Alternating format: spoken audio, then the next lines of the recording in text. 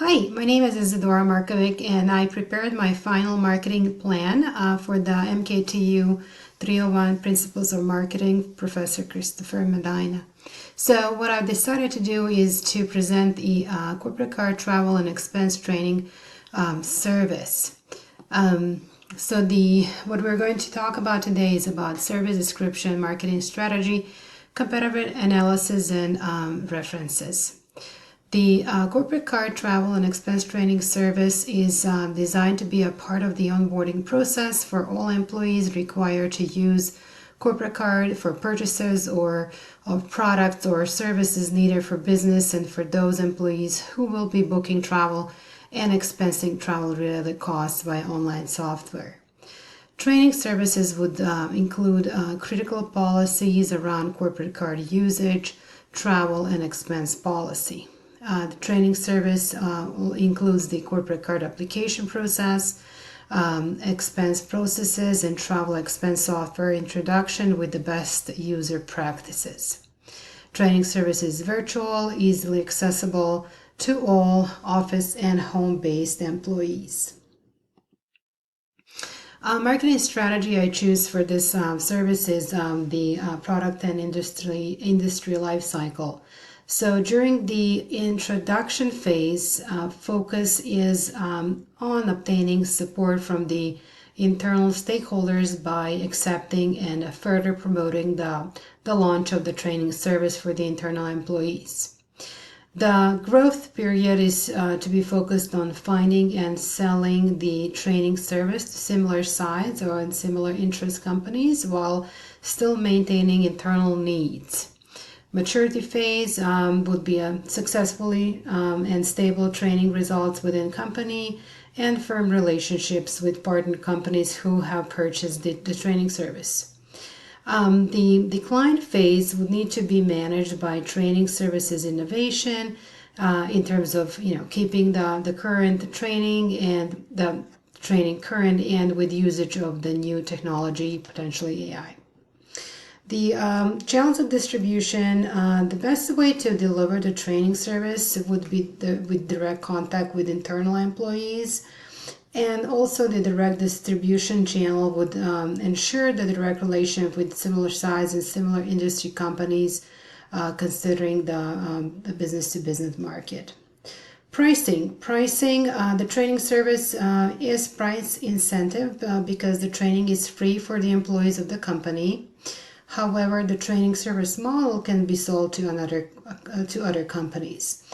Also, considering the market and the economy when setting a price, the value-based pricing strategy sounds really like a suitable strategy for this service, and assuring that after making sure that value to consumer is high. Promotion, the internal or within the company promotion of the training services would be an interactive virtual events that can be organized quarterly or monthly depending on the needs, and that will be utilizing the either Microsoft Teams or Zoom softwares for the training service presentation that can be delivered at no additional cost to the internal employees. Using email communication is a feasible way to get employees engagement.